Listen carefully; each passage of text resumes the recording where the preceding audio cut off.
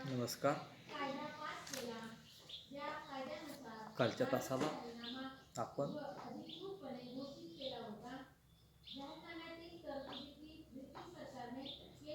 पैशाची कार्ये, पैशाचा अर्थ, पैशाचा चलन संख्यामान सिद्धांत, त्याच्या टीका इथपर्यंतचा भाग पाहिला. आजच्या तासाला आपण रोख शिल्लक दृष्टिकोन पाहणार आहोत. पैशाचं मूल्य कसं ठरतं हे स्पष्ट करणारा चलन संख्यामान सिद्धांत पाहिल्यानंतर विनिमय माध्यमाच्या कार्यावर आधारित असणारा फिशरचं समकालीन अर्थशास्त्रज्ञ केम्ब्रिज अर्थशास्त्रज्ञांनी फिशर दृष्टिकोन मान्य नसल्यानं नवीन दृष्टिकोन मांडण्याचा प्रयत्न केला आणि यामध्ये प्रामुख्यानं डॉक्टर मार्शल, प्राध्यापक पिगू, प्राध्यापक रॉबर्टसन, J.M. केन्स यांनी पैशाच्या मूल्यसंचयावर भर देऊन पैशाच्या मूल्याबाबत रोख शिल्लक दृष्टिकोन मांडल्याचं पाहावयास मिळतं. रोख शिल्लक दृष्टिकोन मांडत असताना या समीकरणामध्ये केम्ब्रिज समीकरणे म्हणून याला ओळखलं जातं. केम्ब्रिज समीकरणामध्ये हे विवेचन पेट्टी, लॉक, कॅन्टिलॉन, ॲडम स्मिथ यांच्या विवेचनामध्ये ह्या सिद्धांताचं स्पष्टीकरण किंवा विवेचन सापडत असल्याचं पाहावयास मिळतं. केम्ब्रिज अर्थशास्त्रज्ञांच्या मते एका विशिष्ट वेळी पैशाचं मूल्य समाजात पैशाला असलेली मागणी आणि पैशाचा पुरवठा यावर अवलंबून असतं. म्हणजे रोख पसंती सिद्धांत जो आहे, मग केन्सचा रोखता पसंती सिद्धांत म्हणून याला ओळखलं जातं. म्हणजे ज्या पातळीवर दोन घटक समान होतात त्या पातळीवर पैशाचं मूल्य निश्चित होतं. म्हणजे पैशाकरता असलेली मागणी व पैशाचा पुरवठा यामधील बदलानं पैशाचं मूल्य बदलतं आणि केम्ब्रिज अर्थशास्त्रज्ञांनी एखाद्या विशिष्ट वेळी पैशाला असणारी मागणी व पैशाचा पुरवठा विचारात घेऊन समाजानं जास्तीत जास्त पैशाची मागणी केली तर पैशाचं मूल्य वाढतं आणि पैशाची मागणी कमी केली तर पैशाचं मूल्य कमी होतं. म्हणजेच रोखता पसंती दृष्टिकोनानुसार पैशाचा पुरवठा म्हणजे एखाद्या विशिष्ट कालखंडात पैशाचा प्रवाह नसून एखाद्या विशिष्ट वेळी असलेला पैशाचा साठा होय. म्हणजेच या दृष्टिकोनात पैशाच्या भ्रमणवेगाला स्थान नसल्याचं आपणास पाहावयास मिळतं. म्हणजे बचत आणि चालू ठेवी यांचा समावेश पैशाच्या पुरवठ्यामध्ये झाल्याचं आढळतं. प्रत्यक्षामध्ये समाजाकडून रोख शिल्लक बाळगण्यासाठी केल्या जाणाऱ्या एकूण मागणीवरून पैशाच्या मूल्यात बदल होतात. म्हणजे पैशाला असलेल्या मागणीवर पैशाचं मूल्य अवलंबून असतं. पैशाची मागणी वाढल्यास पैशाचं मूल्य वाढतं. हे रोख शिल्लक दृष्टिकोनाचे सार असल्याचं पाहावयास मिळतं. हे पैशाला मागणी का असते हे पहिल्यांदा पाहणं गरजेचं आहे.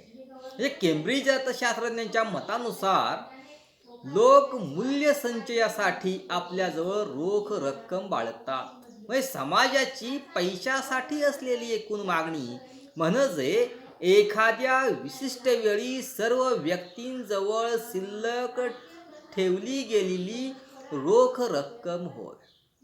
म्हणजे पैशाच्या मदतीनं कोणतीही वस्तू व सेवा खरेदी करता येते आणि पैशाच्या स्वरूपामध्ये असणाऱ्या या रोख खरेदी शक्तीचा केव्हाही उपयोग करता येतो. म्हणूनच लोक आपलं सर्व उत्पन्न वस्तूंच्या खरेदीसाठी खर्च न करता त्याचा काही भाग रोख शिल्लक स्वरूपामध्ये जवळ ठेवतात. कारण या पैशाच्या आधारे हव्या त्या वस्तू व सेवा हव्या तेव्हा खरेदी करता येतात. यासाठी समाजातील व्यक्ती आणि व्यावसायिक संस्था स्वतःच्या जवळ रक्कम ठेवण्याची अभिलाषा बाळगतात. आता यामध्ये केम्ब्रिज अर्थशास्त्रज्ञांनी प्रमुख 3 घटक सांगण्याचा प्रयत्न केल्याचं पाहावयास मिळतं. म्हणजे पहिला जो घटक आहे, हा पहिला घटक आहे दैनंदिन व्यवहार हेतू, दुसरा घटक आहे दक्षता हेतू आणि तिसरा घटक आहे सट्टेबाजी व्यवहार हेतू. म्हणजे दैनंदिन व्यवहार हेतूच्या माध्यमातून लोकांना आपलं दैनंदिन व्यवहार पार पाडण्यासाठी रोख पैसा जवळ ठेवावा असं वाटतं. म्हणजे भाजीपाला असेल, धान्य, दूध, वर्तमानपत्रे इत्यादी दैनंदिन जीवनातील वस्तू खरेदीसाठी प्रवासासाठी रोख रक्कम जवळ शिल्लक ठेवण्याची लोकांची इच्छा असते.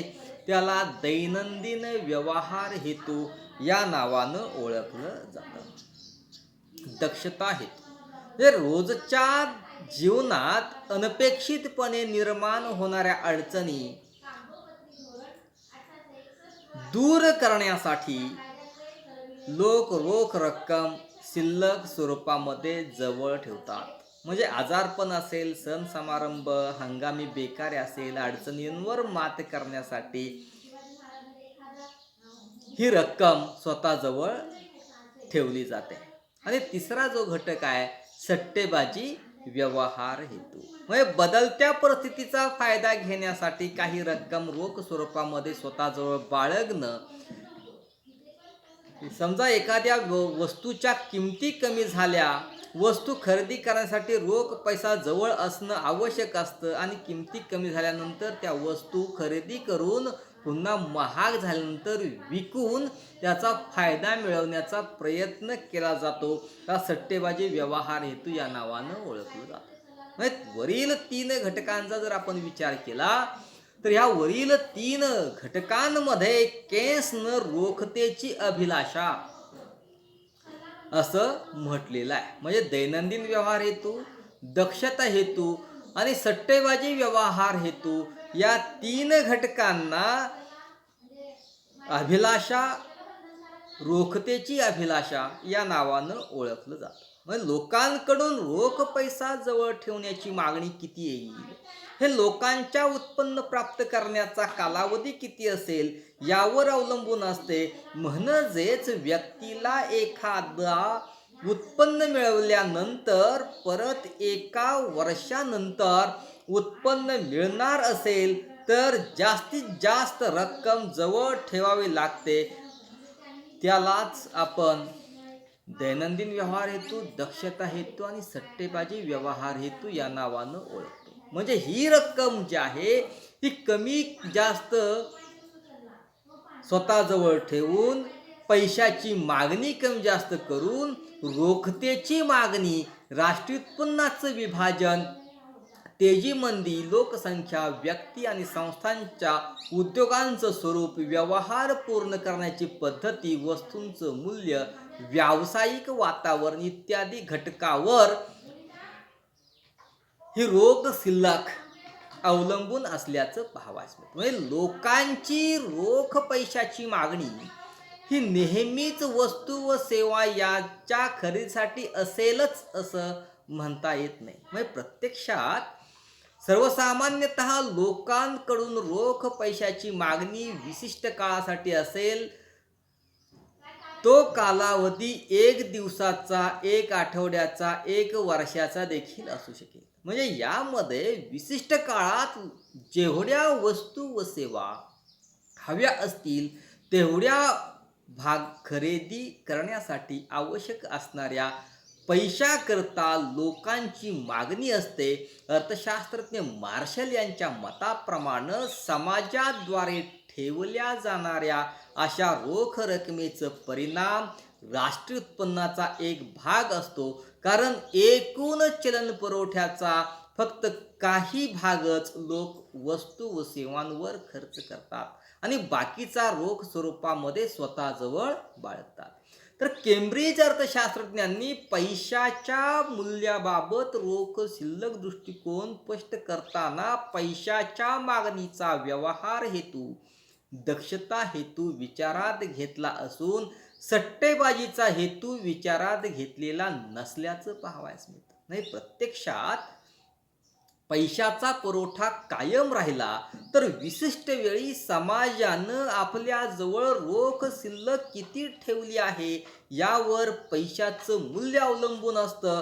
म्हणजे पैशाचं मूल्य पैशाच्या मागणीवर अवलंबून असल्यामुळं व्यक्तीनं रोख पैसा जवळ ठेवल्यास तिला एक प्रकारचं स्थैर्य, सुरक्षितता प्राप्त होऊन व्यक्ती आपल्या जवळील रोख स्वरूपामध्ये रकमेला पर्याय म्हणून ती रक्कम रोख स्वरूपामध्ये रोखे, शेअर्स, सोने यामध्ये गुंतवतात आणि व्यक्तीला उत्पन्न मिळवण्याच्या दृष्टिकोनातून ते उपयुक्त ठरतं. म्हणजे रोख रक्कम स्वतःजवळ ठेवण्याची इच्छा वाढल्यास वस्तू व सेवांसाठी उपलब्ध असणारा पैसा पुरवठा कमी होतो आणि त्यामुळं वस्तू व सेवांची मागणी कमी होते, त्यांची किंमत घटते आणि पैशाचं मूल्य वाढतं.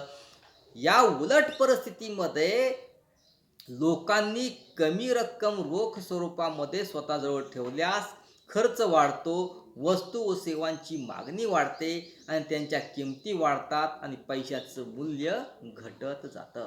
म्हणजेच पैशाचं मूल्य, अगर पैशाची किंमत ही प्रामुख्यानं पैसा रोख स्वरूपामध्ये ठेवण्यासाठी लोकांची पैशाला जी मागणी असते त्या मागणीच्या प्रमाणावर अवलंबून असल्याचं पाहावयास मिळतं. समाजामध्ये एका विशिष्ट वेळी असलेली रोख स्वरूपामध्ये पैशाची मागणी जी आहे, ही पैशाची मागणी कमी जास्त झाल्यामुळं पैशाचं मूल्य कमी जास्त झाल्याचं पाहावयास मिळतं. केम्ब्रिज अर्थशास्त्रज्ञांच्या मतानुसार पैशाचं मूल्य केवळ पैशाच्या पुरवठ्यावर अवलंबून नसून ते लोक स्वतःजवळ किती रोख रक्कम ठेवतात यावर अवलंबून असतं. म्हणजेच पैशाला असलेल्या मागणीवर पैशाचं मूल्य अवलंबून असतं आणि लोकांना पैसा मिळाला की लोक तो तात्काळ खर्च न करता शिल्लक ठेवणं पसंत करतात. पैसा शिल्लक ठेवल्यामुळं लोकांना केव्हाही वस्तू खरेदी करता येतात.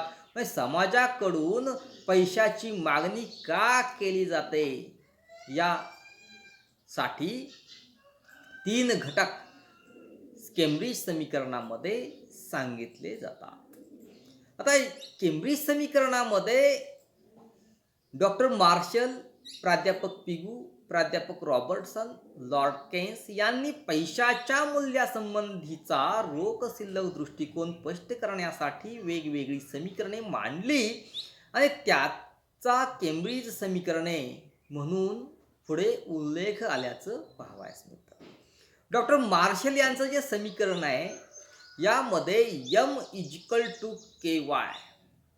M म्हणजे एकूण पैसा. एकूण पैसा म्हणजे काय? तर विधिग्राह्य पैसा अधिक बँकेतील चालू ठेवी. के म्हणजे काय? तर पैशाची मागणी म्हणजे वास्तव राष्ट्रीय उत्पन्नापैकी जो भाग लोक रोख पैशाच्या स्वरूपामध्ये आपल्या जवळ ठेवू इच्छितात ते प्रमाण. आणि वाय म्हणजे एकूण वास्तव राष्ट्रीय उत्पन्न. म्हणजे मार्शलच्या समीकरणानुसार पैशाची खरेदी शक्ती शोधून काढण्यासाठी P=KY/M या सूत्राचा वापर केला जातो.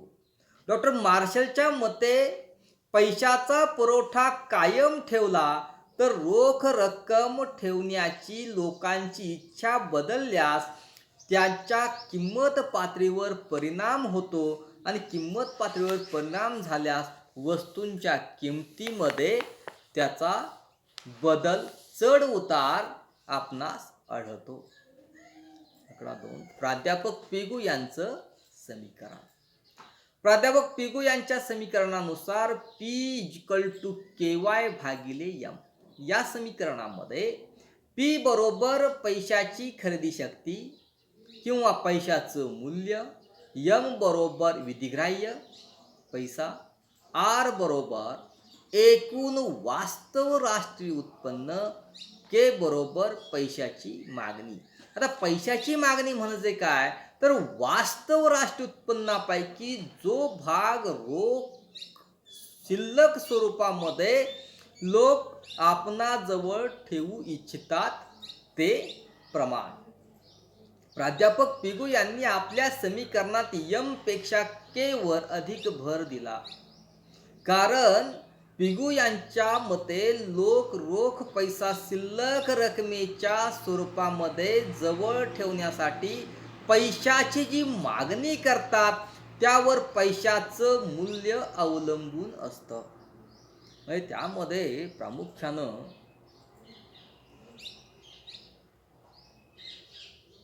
P=KR भागिले M हे पिगू यांचं समीकरण आहे. तर यामध्ये पैशाचं मूल्य अवलंबून असल्यामुळं पैशाची मागणी आणि रोख शिल्लक पैसा यांचं स्वरूप खूप जवळ असल्याचं मत प्राध्यापक पिगू यांनी व्यक्त केलं. तर यामध्ये प्रामुख्यानं प्राध्यापक रॉबर्टसन यांचं जे समीकरण आहे यामध्ये M=PKT. M=PKT.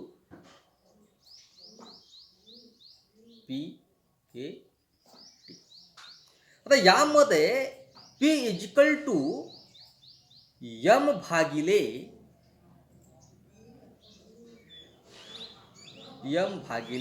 KT.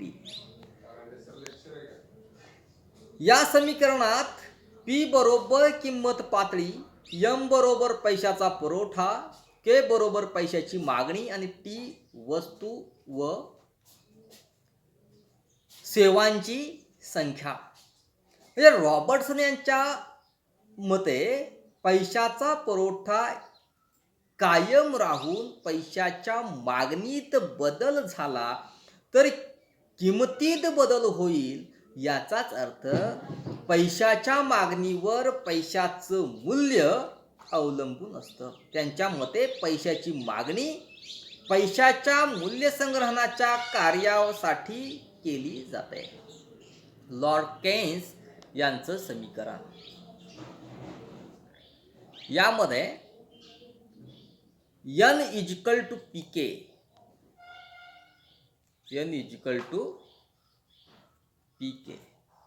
किंवा P=N भागिले K. केस यांच्या मतानुसार सन 1923 मध्ये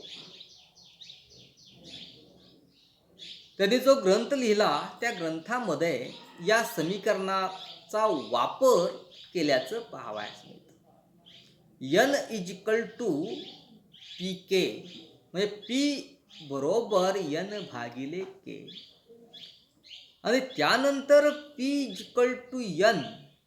आता P=N ज्यावेळी होतो त्यावेळी K+RK1 आपोआप निर्माण झाल्याचं पाहावयास मिळतं. तर या ठिकाणी N बरोबर एकूण पैसा. एकूण पैसा म्हणजे काय तर विधिग्राह्य पैसा अधिक बँकेतील ठेवी. म्हणजे N बरोबर P कंसात के प्लस आर के 1 कंस पूर्ण. तर यामध्ये n बरोबर उपभोग्य वस्तूंची किंमत, के बरोबर उपभोग्य वस्तूंच्या मागणीसाठी असलेलं रोख पैशाच्या मागणीचं प्रमाण आणि K1 म्हणजे बँकेमधील ठेवीच्या स्वरूपात पैशातून समाज किती उपभोग घेऊ इच्छितो त्याचं प्रमाण, आणि आर बरोबर बँकांचे रोखता प्रमाण. आता वरील समीकरणाचा जर आपण विचार केला तर केन्स यांनी K1 आणि आर हे घटक स्थिर राहतात असं गृहीत धरलेलं आहे. म्हणजे K1 आणि आर हे जे घटक आहेत हे घटक स्थिर राहतात असं मत व्यक्त केलं. यामध्ये केन्सच्या मते किंमत पातळी म्हणजे पी ही चलनसंख्या म्हणजे n मध्ये होणाऱ्या बदलाच्या प्रमाणात बदलत राहील. म्हणजे चलनसंख्येत वाढ झाल्यास किंमत पातळी वाढत जाईल आणि चलनसंख्या कमी झाल्यास किंमत पातळी घटत जाईल. थोडक्यात किंमत पातळी ही पैशाच्या संख्येवर अवलंबून असते. केन्स यांच्या मतानुसार पैशाच्या मूल्यासंबंधीचा उत्पन्न खर्च दृष्टिकोन म्हणजे इन्कम एक्सपेंडिचर अप्रोच हा काय होतो, विकसित होत जातो. आता ह्या सगळ्या घटकांचा जर आपण विचार केला तर या घटकांमध्ये प्रामुख्यानं केम्ब्रिज अर्थशास्त्रज्ञांनी फिशरच्या सिद्धांतावर टीका करून नवीन रोख शिल्लक दृष्टिकोन मांडला. परंतु केम्ब्रिज समीकरणावर देखील काही टीका करण्यात आल्याचं पाहावयास मिळतं. केम्ब्रिज समीकरणावर टीका म्हणजेच रोख शिल्लक दृष्टिकोनावरील टीका. यामध्ये पैशाच्या मागणीची अपूर्ण स्पष्टीकरण या सिद्धांतानं केल्याचं पाहावयास मिळतं. म्हणजे रोख शिल्लक समीकरणानं पैशाची मागणी, व्यवहार हेतू व तरतुदीचा हेतू या दोन्ही हेतूंवर अधिक भर दिला. परंतु पैशाची मागणी सट्टेबाजीच्या व्यवहार हेतूसाठी निर्माण होते याकडं केम्ब्रिज अर्थशास्त्रज्ञांनी दुर्लक्ष केल्याचं पाहावयास मिळतं. या सिद्धांतामध्ये संकुचित दृष्टिकोन असल्याचं पाहावयास मिळतं. म्हणजे प्राध्यापक पिगू J.M. केन्स यांच्या समीकरणात उपभोग्य वस्तूंच्या बाबतीत असलेल्या पैशाची खरेदी शक्ती यावर अधिक लक्ष केंद्रित केले आहे. त्यामुळं पैशाच्या मूल्यासंबंधीचा हा दृष्टिकोन संकुचित असल्याची टीका अर्थशास्त्रज्ञांनी केल्याचं पाहावयास मिळतं. मूल्य संचयाच्या कार्याला अवास्तव महत्त्व या सिद्धांतानं दिलं असल्याचं देखील पाहावयास मिळतं. केम्ब्रिज अर्थशास्त्रज्ञांच्या मते लोकांकडून पैशाची मागणी वस्तूंच्या खरेदीसाठी केली जात नाही तर मूल्य संचयाच्या हेतूनं केली जाते. म्हणजे टीकाकारांच्या मते केम्ब्रिज समीकरणामध्ये पैशाचे मूल्य संचयाच्या कार्याला अवास्तव महत्त्व दिलं असून विनिमय माध्यमाच्या कार्याकडं या समीकरणाने दुर्लक्ष केल्याचं पाहावयास मिळतं. व्याजदराकडं दुर्लक्ष. या समीकरणात पैशाची मागणी निश्चित करताना व्याजाचा दर विचारात घेतला नसल्यामुळं पैशाची मागणी निश्चित करण्यामध्ये व्याजदराची भूमिका महत्त्वाची असते. या संबंधाचा विचार हा सिद्धांत करत नाही. व्यापार चक्राचं स्पष्टीकरण या सिद्धांतामध्ये मिळत नसल्याचं आढळतं.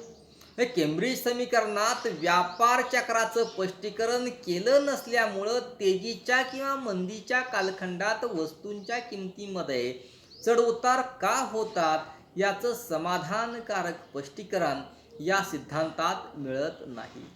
पूर्ण रोजगाराचं गृहीत.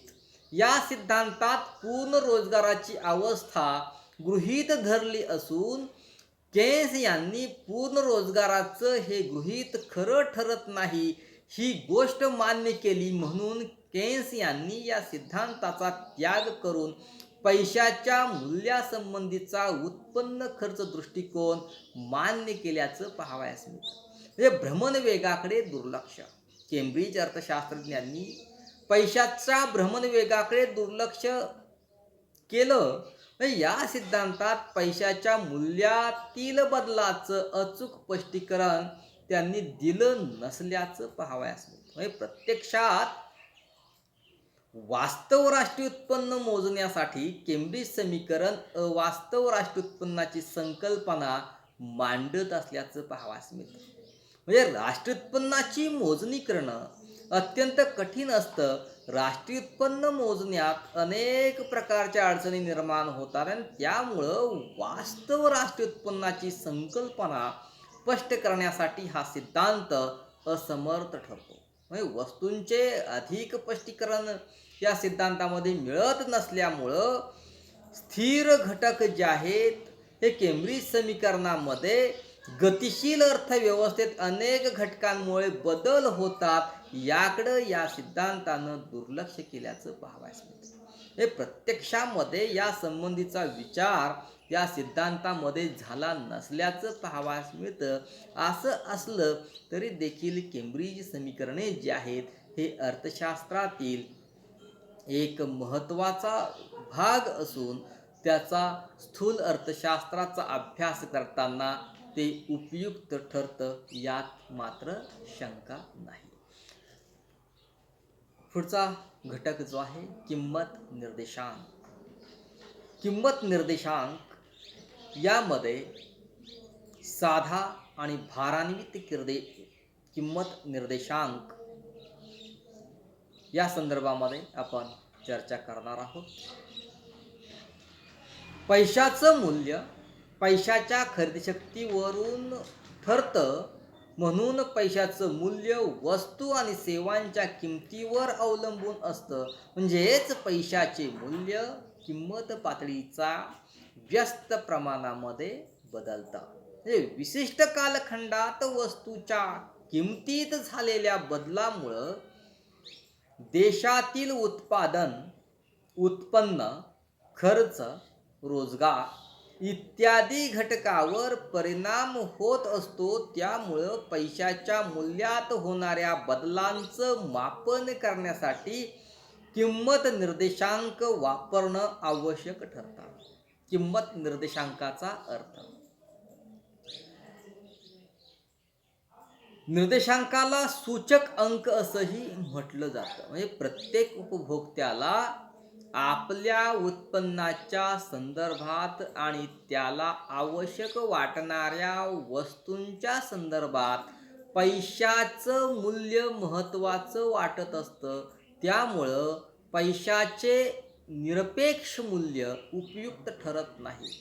तर सर्वसाधारण किंमत पातळीच्या आणि विशिष्ट कालावधीच्या संदर्भात मोजलं जाणारं म्हणजे पैशाचं सापेक्ष मूल्य जास्त उपयुक्त ठरतं. म्हणून किंमत निर्देशांकाला महत्त्व वाढलं असून किंमत निर्देशांक हे एक संख्याशास्त्रीय साधन असल्याचं पाहावयास मिळतं. म्हणजे प्रत्यक्षामध्ये किंमत निर्देशांकाचा अर्थ समजून घेण्यासाठी काही अर्थशास्त्रज्ञांनी ज्या व्याख्या दिलेल्या आहेत ह्या व्याख्या पाहणं महत्त्वाचं आहे. चेंडलर यांच्या मते आधार वर्षाच्या तुलनेत दुसऱ्या कालखंडातील किमतीत किती प्रमाणात बदल झाला हे दर्शवणारा अंक म्हणजे किंमत निर्देशांक होय. बर्नस्टीन यांच्या मते काही प्रमुख वस्तूंच्या किमतीचा विचार करून त्यापासून पैशाचं सापेक्ष मूल्य शोधून काढण्याचं समाधान म्हणजे किंमत निर्देशांक होय. क्रायटोन व कोवडन यांच्या मते संबंधित चलांच्या गटांच्या आकारातील फरक मोजण्यासाठीचे साधन म्हणजे निर्देशांक होय. आता ह्या निर्देशांकाच्या व्याख्या पाहिल्यानंतर आपण निर्देशांकाची वैशिष्ट्ये पाहणार आहोत. या निर्देशांकाच्या वैशिष्ट्यामध्ये प्रामुख्यानं 4 वैशिष्ट्ये सांगितली जातात. या 4 वैशिष्ट्यांमध्ये प्रामुख्यानं 2 स्थळातील किंवा काळातील बदलाची तुलना ह्या निर्देशांकात केली जाते. किंमत निर्देशांकामध्ये चलातील मूल्याचा सापेक्ष बदल मोजला जातो. किंमत निर्देशांकामध्ये झालेला बदल टक्केवारीमध्ये सरासरी रूपाने दाखविला जातो आणि किंमत निर्देशांकामध्ये संख्यात्मक बदल मोजता येतो. या प्रमुख 4 घटकाच्या साहाय्याने किंमत निर्देशांकाचे घाऊक, किरकोळ, सर्वसाधारण, जीवन खर्च, रोखे किंमत इत्यादी प्रकार केले जातात आणि यासाठी साधा आणि भारान्वित किंमत निर्देशांक तयार करण्यात येतो. सर्वसामान्यपणे किंमत निर्देशांक म्हणजे एखाद्या मूळ वर्षातील निवडक वस्तूंच्या किमतीची तुलना चालू वर्षातील किमतीशी केली असता चालू वर्षातील वस्तूंच्या किमती वाढल्या आहेत की घटल्या आहेत यावरून पैशाचं सापेक्ष मूल्य मोजण्याचं जे साधन आहे ते साधन म्हणजे किंमत निर्देशांक होय. प्रत्यक्षामध्ये किंमत निर्देशांक तयार करताना हेतूची निवड करणं गरजेचं आहे. आता हेतूची निवड करत असताना निर्देशांक तयार करण्यापूर्वी प्रथम निर्देशांक तयार करण्याचा हेतू निश्चित करावा लागतो. उदाहरणार्थ ग्राहकांच्या राहणीमानात खर्चाचा निर्देशांक तयार करायचा उद्देश असेल तर बाजारातील किरकोळ किमती विचारात घेऊन किंमत निर्देशांक तयार केला जातो. हे विशिष्ट आधाराचं आधार वर्ष किंमत वस्तूंच्या संख्या, भारांक इत्यादी निवडलं जातं. म्हणून निर्देशांक तयार करण्यामध्ये उद्दिष्टांची निवड अत्यंत महत्त्वाची मानली जाते. वस्तूंची निवड करणे. आता हे वस्तूंची निवड करत असताना कोणत्या वस्तूंचा समावेश करावयाचं हे ठरवावं लागतं आणि या कोणत्या वस्तू ठरवल्यानंतर सर्वच वस्तूंचा विचार न करता उद्दिष्टानुसार उपयुक्त ठरणाऱ्या वस्तूंची निवड केली जाते. उदाहरणार्थ आयात निर्यात निर्देशांक तयार करायचा असेल तर आयात व निर्यात समाविष्ट असणाऱ्या वस्तूंची निवड केली जाते. वस्तूंची निवड करताना 4 प्रकारच्या दक्षता घेतल्या जातात. निवडल्या जाणाऱ्या वस्तू प्रातिनिधिक असाव्यात. 2 वस्तूंची संख्या फार कमी किंवा फार जास्त असू नये. अर्थशास्त्रज्ञ फिशरच्या मते निर्देशांक तयार करण्यासाठी निवडलेल्या वस्तूंची संख्या किमान 20 पेक्षा जास्त असावी. आधार वर्ष व चालू वर्ष यातील वस्तू समान दर्जाच्या असाव्यात. आधार वर्ष व चालू वर्षातील निवडलेल्या वस्तूंचा वापर योग्य प्रकारे असावा. आता या 4 घटकांचा विचार करून ज्या वस्तू निवडल्या जातात, या वस्तूंमध्ये किमतीची निवड करत असताना वस्तूंची निवड झाल्यानंतर वस्तूंच्या किमतीची निवड करणं हा टप्पाही महत्त्वाचा मानला जातो. कारण एकाच वस्तूच्या किमती वेगवेगळ्या ठिकाणी व दुकानात वेगवेगळ्या असतात आणि वस्तूंच्या किरकोळ व घाऊक किमती वेगवेगळ्या असतात. अशा प्रकारे किमती घेऊन निर्देशांक तयार करणं शक्य होत नाही. उद्देशानुसार किमतीची निवड करावी लागते. प्रातिनिधिक व व्यापारासाठी प्रसिद्धी असणाऱ्या ठिकाणच्या किमती घ्याव्या लागतात. किमती वार्षिक, मासिक इत्यादी कोणत्या पद्धतीनं संकलित करावयाच्या हे ठरवावं लागतं आणि प्रसिद्ध व्यापारी संस्था, सरकारी विभाग इत्यादी मान्यताप्राप्त घटकांकडून माहिती घेतली जाते. तर या आधारभूत वर्ष निवडणं त्याला आपण बेस इयर या नावानं ओळखतो. प्रत्यक्षामध्ये त्याला किमतीतील बदल व्यस्त करण्यासाठी आधार वर्ष निवडावं लागतं. हे ज्या वर्षातील बदलाचं मापन केलं जातं त्याला चालू वर्ष असं म्हणतात आणि ज्या वर्षाच्या तुलनेनं किमतीतील बदल मोजले जातात त्याला आधार वर्ष असं म्हटलं जातं. म्हणजे आधार वर्षाचा निर्देशांक हा नेहमी 100 मानला जातो आणि किंमत निर्देशांकाच्या उद्दिष्टानुसार आधार वर्ष निवडावं लागतं. आधार वर्ष निवडत असताना काही दक्षता घेणं अपेक्षित आहे. म्हणजे आधार वर्ष हे सर्वसामान्य वर्ष असणं अपेक्षित असतं. या वर्षात राजकीय क्रांती, दुष्काळ, तीव्र चलनवाढ, युद्ध इत्यादी असामान्य घटना घडलेल्या असू नयेत. आधार वर्ष व चालू वर्ष यामधील कालावधी कमी असावा. आधार वर्ष हे सर्वसामान्य वर्ष न मिळालेल्या 4 ते 5 वर्षाचा कालखंड घेऊन आधार वर्ष निवडावं.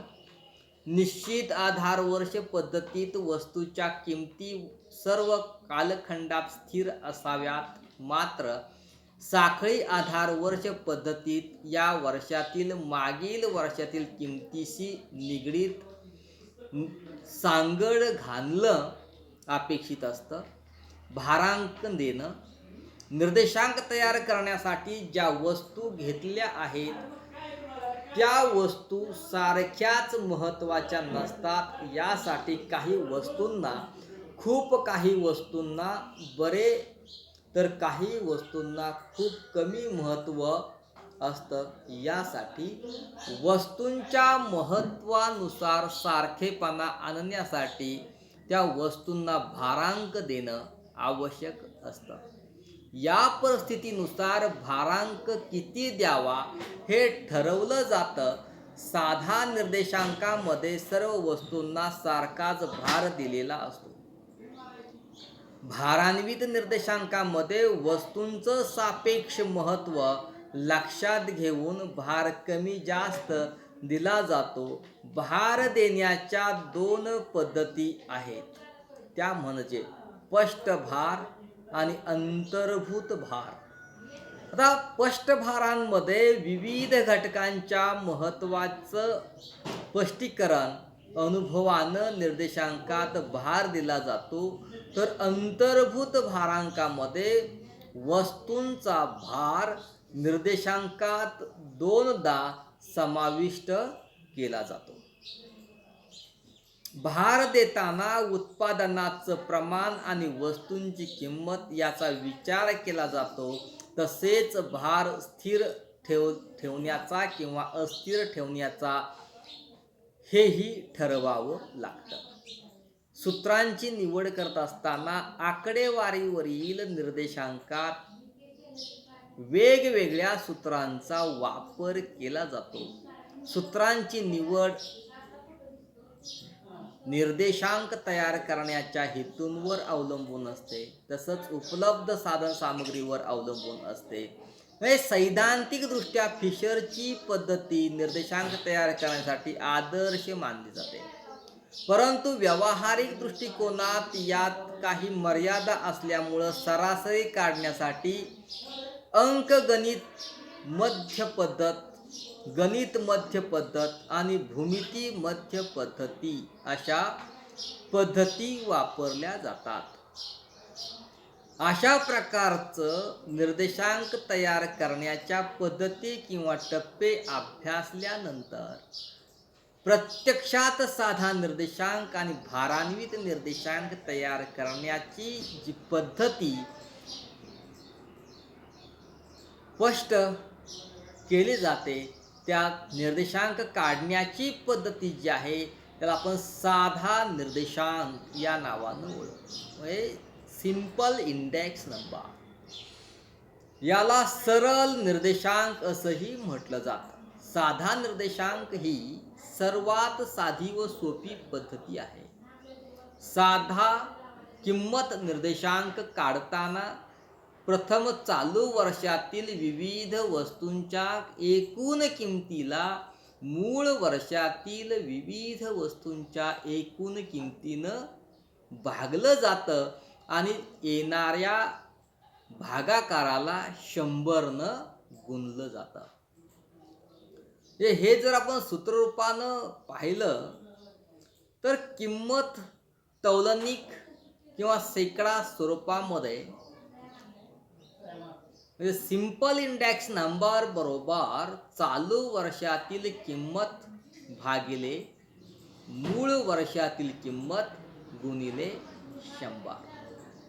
हे साधा किंमत निर्देशांकाचं जे सूत्र आहे त्यामध्ये किंमत तौलनिकतेची बेरीज भागिले वस्तूंची संख्या किंवा वस्तूंचा निर्देशांकाची बेरीज भागिले वस्तूंची संख्या या सूत्रानं काढलं जातं. हे साधा किंमत निर्देशांकाचं स्पष्टीकरण देत असताना यामध्ये सर्वप्रथम वस्तू निवडल्या जातात. एक मूळ वर्षातील वस्तूंच्या किमती आणि दुसरा चालू वर्षातील वस्तूंच्या किमतीचा निर्देशांक ठरविला जातो. हे समजा मूळ आधार वर्ष आणि चालू वर्ष या दोन किमती साखर, तांदूळ, गहू, डाळ आणि तेल मूळ वर्षातील ज्या किमती होत्या 20 रुपये किलो साखर, 24 रुपये किलो तांदूळ, 12 रुपये किलो गहू, 40 रुपये किलो डाळ आणि 72 रुपये किलो तेल, असं एकूण 168 रुपये या एकूण 5 वस्तूंचं झालं असतील तर त्याचा निर्देशांक किती मानायचा आहे? 100 मानायचा आहे. म्हणजे 500 भागिले 5. 5 म्हणजे काय? एकूण घटक संख्या आणि एकूण निर्देशांकाची बेरीज म्हणजे n इक्वल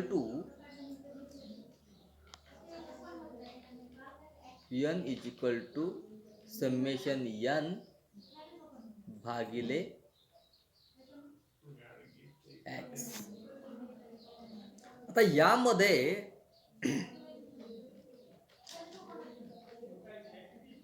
n जो आहे एकूण घटक संख्या आणि हा जो x आहे ही x हा काय आहे? एकूण घटकांची बेरीज इंटू काय होतो? त्याला 100 होतो. म्हणजे यामध्ये प्रामुख्यानं 100 हा निर्देशांक मूळ आधारभूत वर्षाचा जर मानला तर चालू वर्षामध्ये त्याच वस्तूंच्या किमतीमध्ये किती वाढ झाली हे पाहिलं जातं. यामध्ये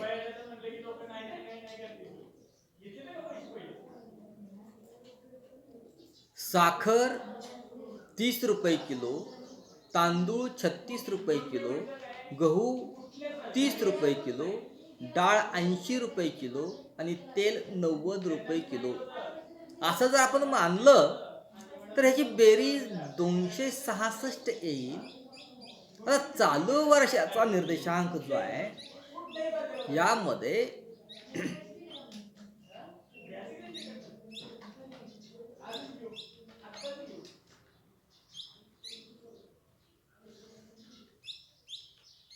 875 भागिले 5 होईल. म्हणजे यामध्ये एकूण जे घटक आहेत या एकूण घटकांमध्ये प्रामुख्यानं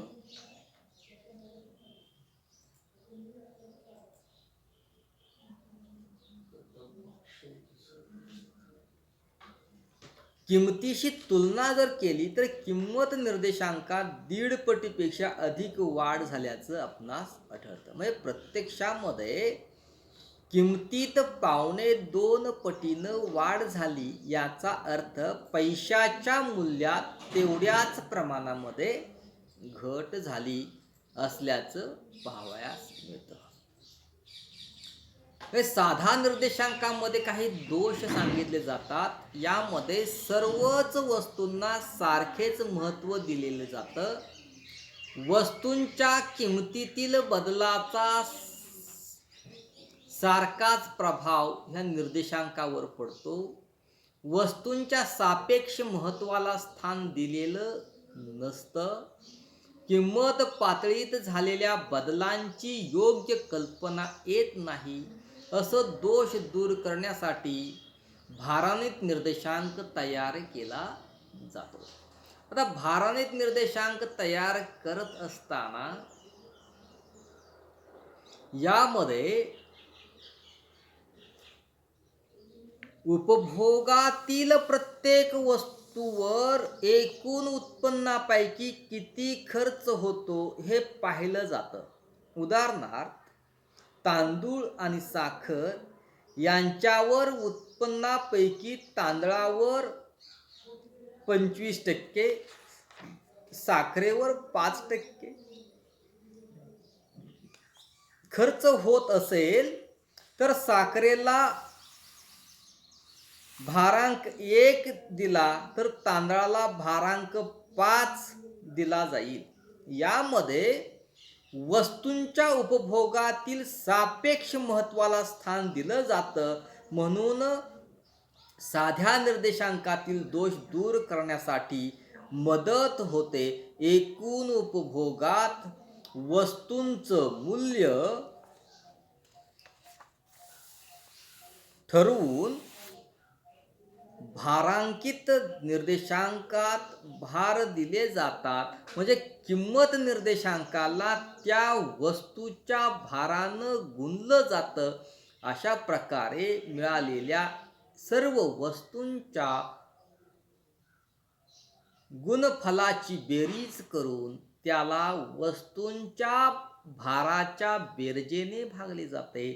या प्रकारे मिळालेल्या सरासरीला भारांकित निर्देशांक या नावानं ओळखलं जातं. तर समजा वस्तू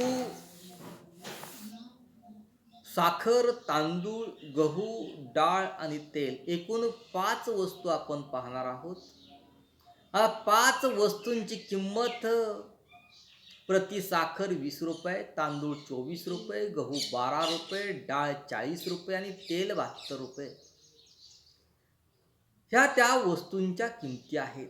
भार देताना आपण साखर 4, तांदूळ 4, गहू 6, डाळ 3 आणि तेल 2 असं 19, एकूण 19. आता पूर्वीचा निर्देशांक किती होता? 100 गुणिले 4 400 होईल. 100 गुणिले 4 400 होईल. 100 गुणिले 6 600 होईल.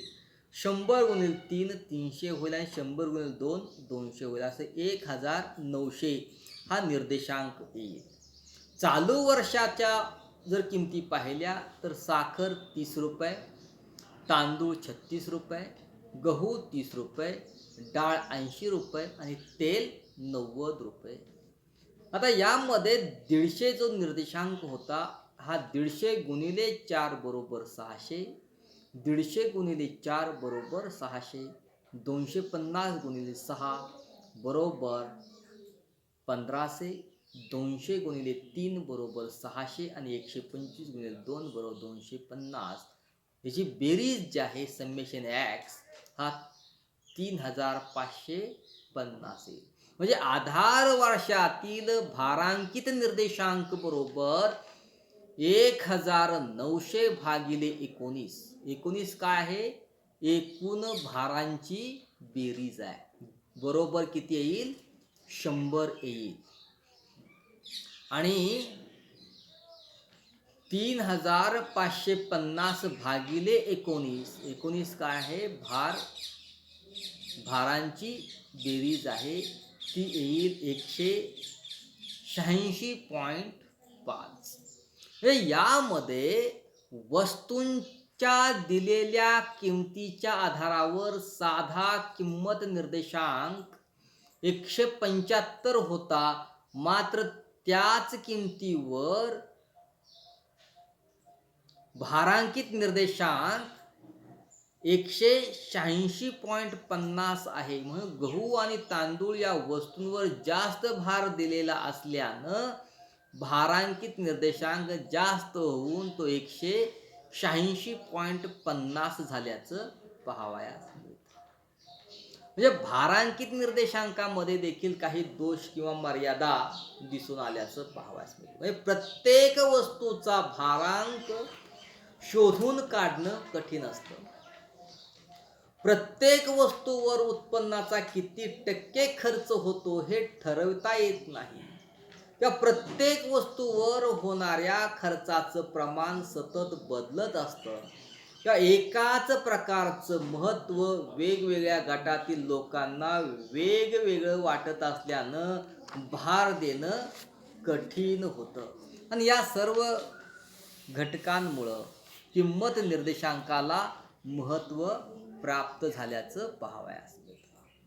किंमत निर्देशांकाचं महत्त्व जे आहे, आर्थिक कल समजण्यास हा निर्देशांक उपयुक्त ठरतो. म्हणजे प्रत्यक्षात निर्देशांकामुळं कालावधीत घडून आलेल्या आर्थिक बदलांचा कल समजून येतो. उदाहरणार्थ गेल्या 5 वर्षातील किरकोळ किमतीत किती वाढ झाली हे समजतं. यावरून भविष्यात आर्थिक बदल कशा प्रकारे होतील याचा अंदाज करता येतो.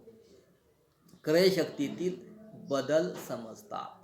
निर्देशांकामुळं पैशाच्या मूल्यात वाढ झाली आहे की घट झाली हे समजतं. यावरून जनतेच्या क्रयशक्तीत घट झाली की वाढ झाली हे ठरविता येतं. सरकारला उपयुक्त निर्देशांकामुळं सर्वसाधारण किंमत पातळीत वाढ झाली आहे की घट झाली आहे हे समजतं. म्हणजे त्यानुसार चलनवाढ किंवा चलनघट विरोधी धोरण आखता येतं. म्हणजे सरकारला आर्थिक विकासाबाबत धोरणे आखण्यात निर्देशांक उपयुक्त ठरतो. हे पैशाचं मूल्य मोजण्याचं किंवा मूल्यमापनाचं जे कार्य आहे, ह्या मूल्यमापनाच्या कार्यामध्ये निर्देशांकात घट झाल्यास पैशाच्या मूल्यात वाढ होते. पतनियंत्रणास मदत. निर्देशांकावरून देशातील एकूण पैशाच्या पुरवठ्याविषयी माहिती मिळते. त्यावरून सरकारला व मध्यवर्ती बँकेला पतनियंत्रणाबाबत निर्णय घेता येतात. राष्ट्रीय व्यापाराचं धोरण ठरवणं. निर्देशांकामुळं परराष्ट्रीय व्यापाराची स्थिती समजून येते.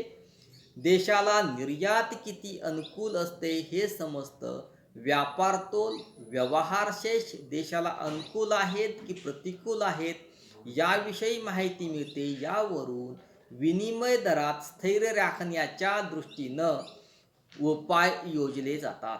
वेतन दर ठरविणे. किंमत निर्देशांकामुळं वास्तव उत्पन्नातील बदलाचं प्रमाण समजतं. त्यावरून देशातील श्रमशक्तीच्या वेतनात किती प्रमाणात वाढ करावयाची हे ठरविता येतं. किमान मजुरीच्या दरात किती बदल करावयाचे याविषयी धोरण ठरविण्यास सरकारला मदत होते. उत्पादक व व्यापाऱ्यांना उपयुक्त. किंमत निर्देशांकामुळं देशातील जनतेच्या क्रयशक्तीत किती वाढ झाली याची कल्पना येते. यावरून व्यापारी व उद्योजक वर्गाकडून उत्पादन व विक्री विषयक अंदाज करून भविष्यातील व्यावसायिक धोरणाची आखणी केली जाते. आर्थिक समानता साध्य करणे. किंमत निर्देशांकामुळं समाजातील कोणत्या आर्थिक घटकावर कशा प्रकारचे परिणाम झालेले आहेत हे समजतं. त्यानुसार आपल्या कर धोरणात बदल करता येतात. तसेच सार्वजनिक वितरण व्यवस्थेमार्फत जीवनावश्यक वस्तूंचे वाटप या करण्याबाबत सरकारला धोरणे ठरविण्यास मदत होते. तुलनात्मक विश्लेषण. निर्देशांकामुळं दोन देशातील वेतन, किंमत, उत्पन्न, उत्पादन इत्यादी बाबत संख्यात्मक स्वरूपाची माहिती समजते. त्यावरून दोन देशातील आर्थिक परिस्थितींची तुलना करण्यास मदत होते. अशा प्रकारे किंमत निर्देशांकाचे महत्त्व आपणास समजून घेता येईल.